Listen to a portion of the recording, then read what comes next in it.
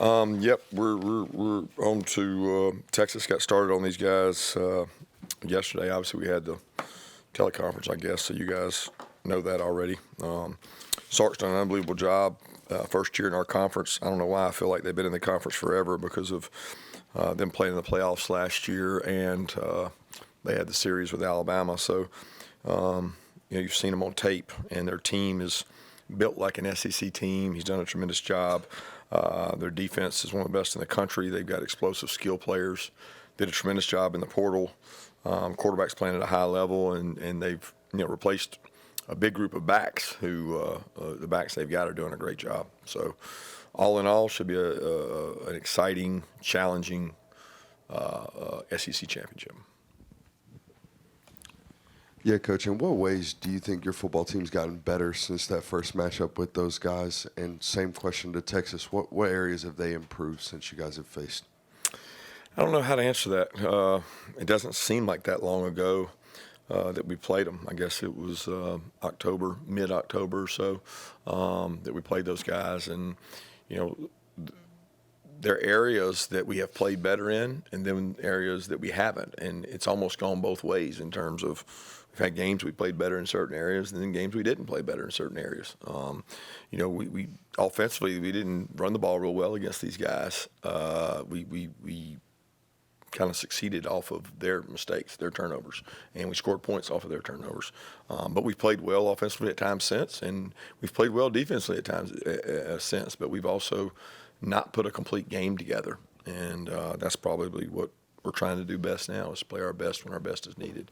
As far as them, they've improved in a lot of ways. I think defensively they've been at a high level the entire year. That's not, I think offensively they've run the ball. They've committed to running the ball, being really physical. They've had 30 and 40 carries, runs in several games, and a commitment to that and a physicality, while also being able to throw the ball really efficiently. They've got the weapons to do both. Coach, I know you see it in the NFL, all the time, but what are the biggest challenges of playing a team for the second time in a year?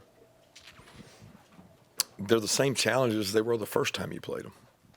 I'm a big guy that statistics and philosophies and things like that. I mean, in the NFL, you play everybody in your division twice, and then you might meet up with them again in the playoffs.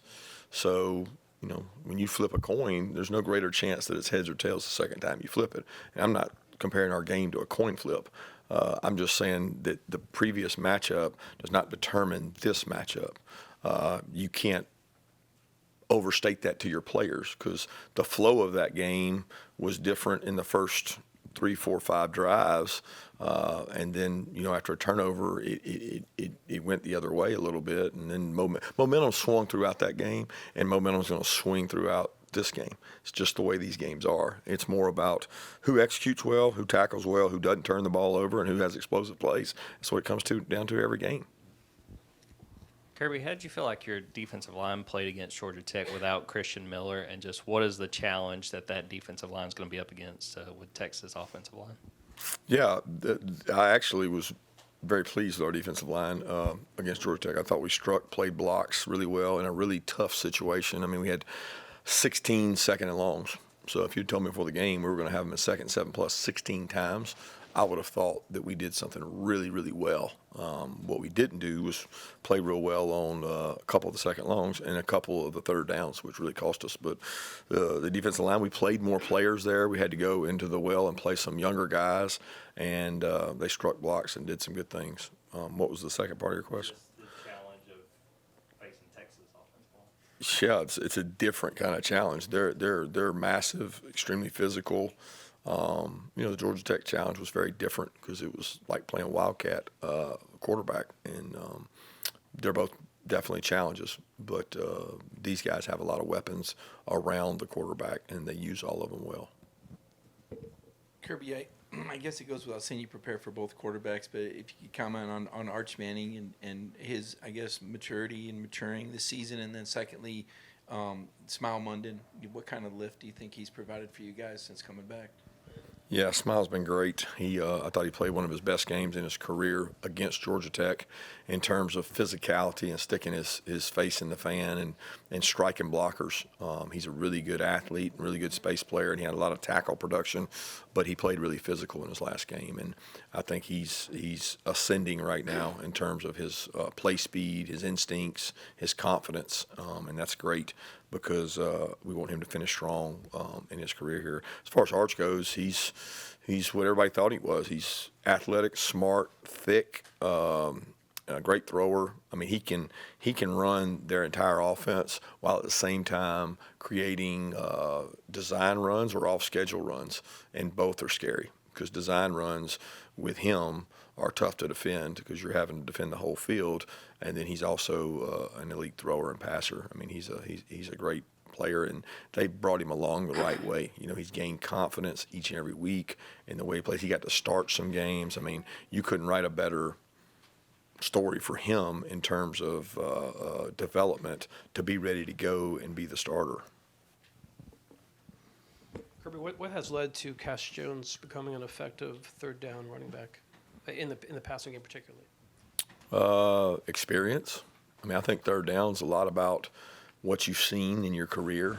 You know, the biggest jump for a running back from high school to college is third down because you're asked to do a lot of things in third down, more than you are first and second.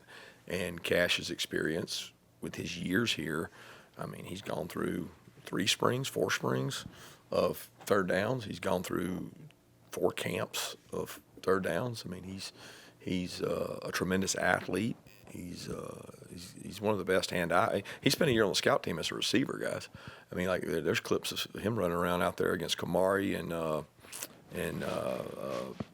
Keely Ringo, like going one-on-one at receiver, and he's catching deep balls. So he's like a jack of all trades. Kirby, the defense this year, when you look at the way it played against Texas, Clemson, second half Tennessee, Alabama, versus the way it's played, obviously, some other times, is it just confounding to you as a coach, or can you put your finger on anything, any reason for it?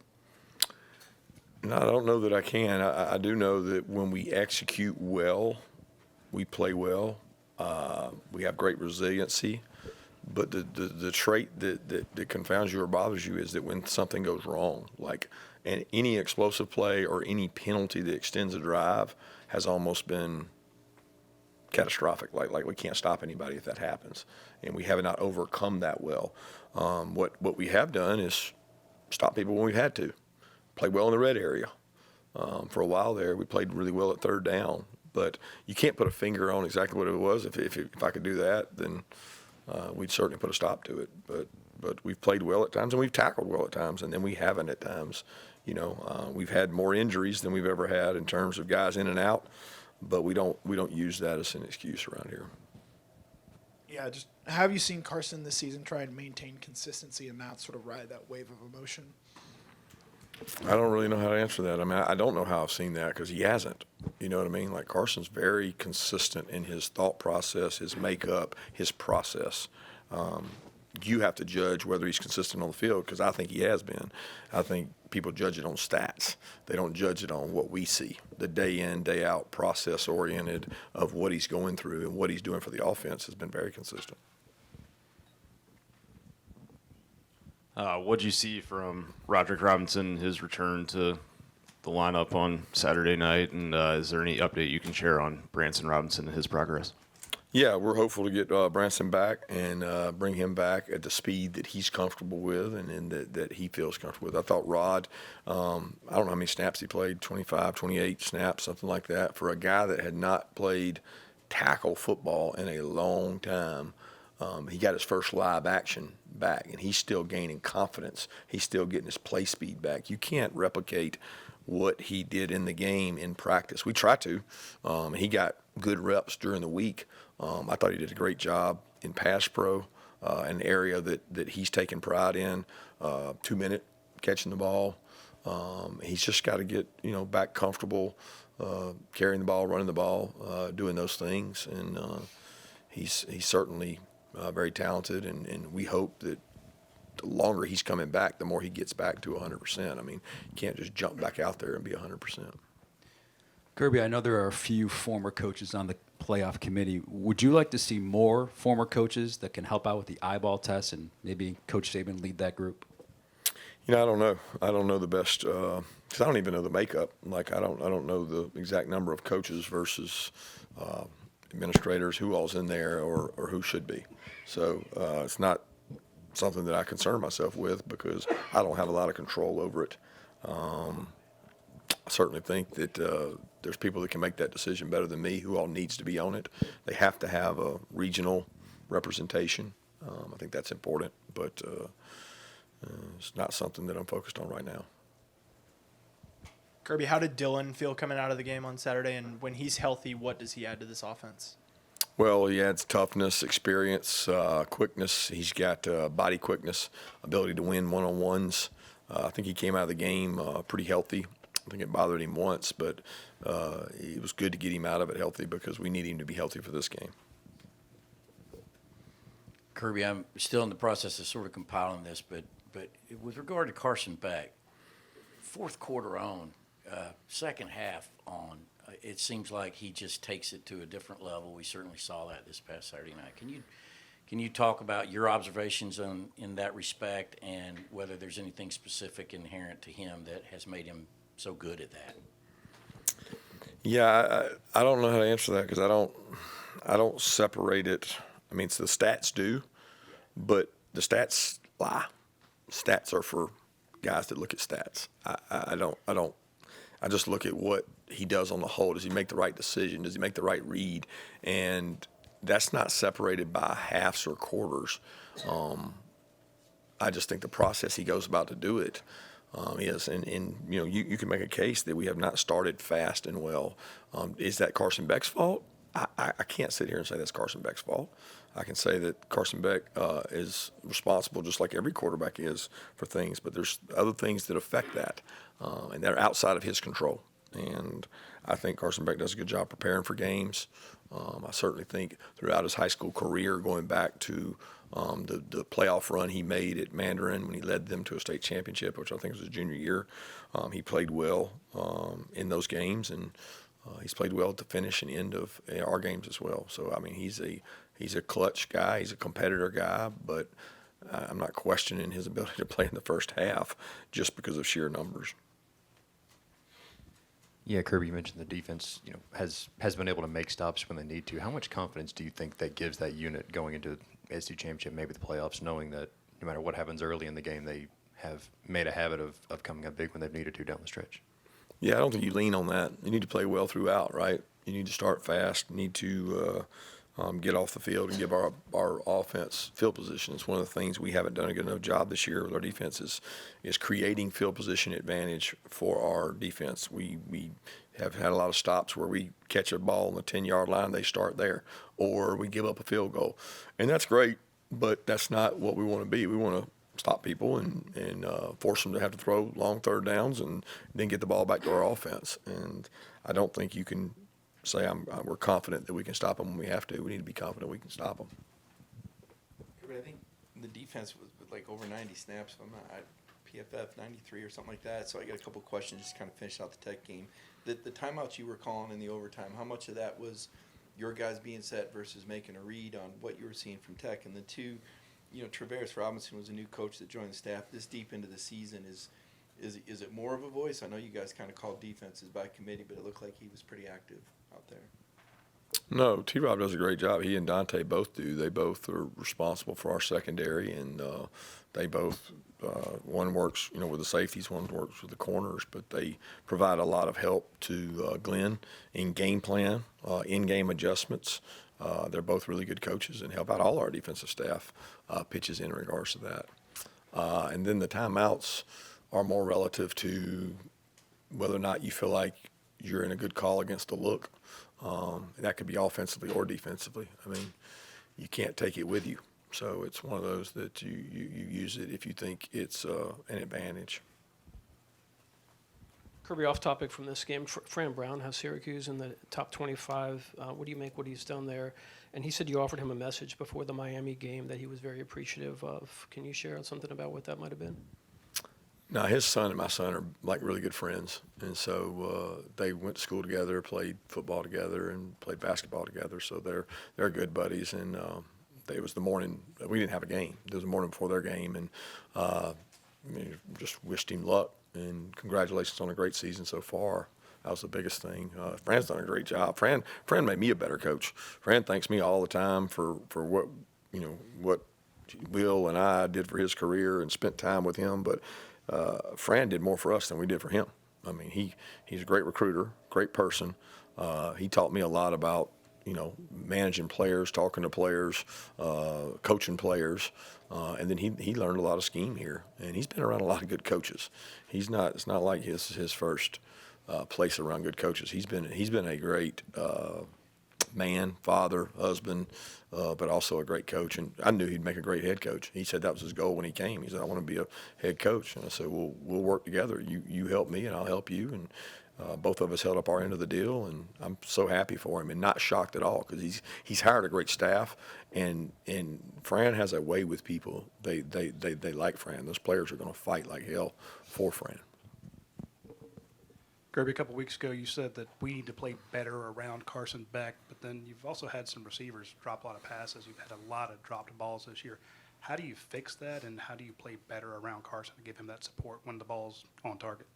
Well, everybody do their job beyond just receivers and catching balls. Number one way to get them to catch them is throw them more.